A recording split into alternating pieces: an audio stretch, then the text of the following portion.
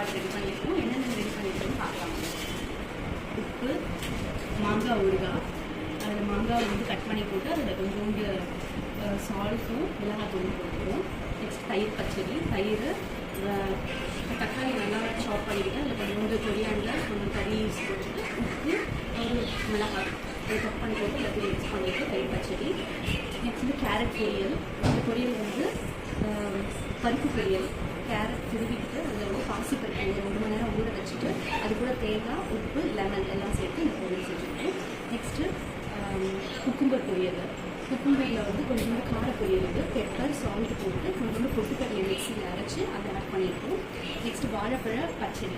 வாழைப்பழத்தை சாப் பண்ணிக்கிட்டு அது கூட கொஞ்சம் தேங்காய், கொஞ்சம் சுகர் ஆட் பண்ணி வாழைப்பழ பச்சடி செஞ்சுருக்கோம். நெக்ஸ்ட்டு பச்சை புளி ரசம், பகலாபாத்து.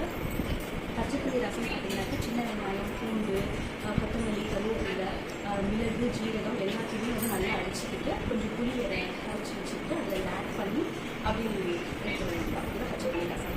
ஸோ பார்த்தீங்கன்னா இளநீர் பாயாசம். இளநீர் வந்து அதோட பல்ப்பு, இளநீர் அது எல்லாத்தையும் மிக்சியில் அடிச்சுட்டு கொஞ்சம் தேங்காய் பால் ஆட் பண்ணி அதுக்கு கொஞ்சம் நாட்டு சக்கரை மட்டும் ஆட் பண்ணிவிட்டு மிக்சியில் அடிச்சிட்டோம்னா இளநீர் பாயாசம். அதில் கொஞ்சம் நட்ஸ் வந்து சாப் பண்ணி போட்டுருவோம். நெக்ஸ்ட் அவளுடைய ரைஸு.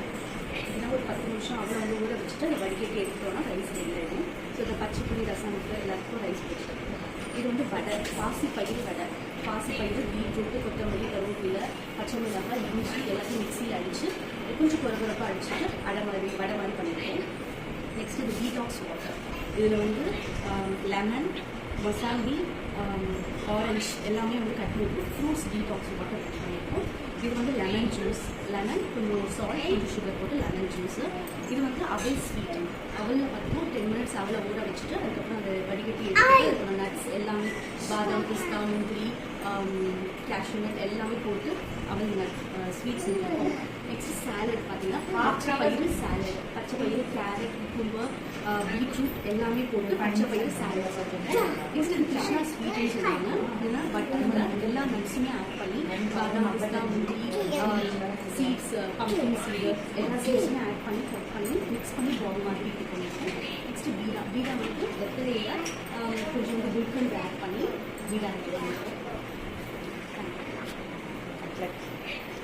அவள் இந்த சொல்லலைண்ணா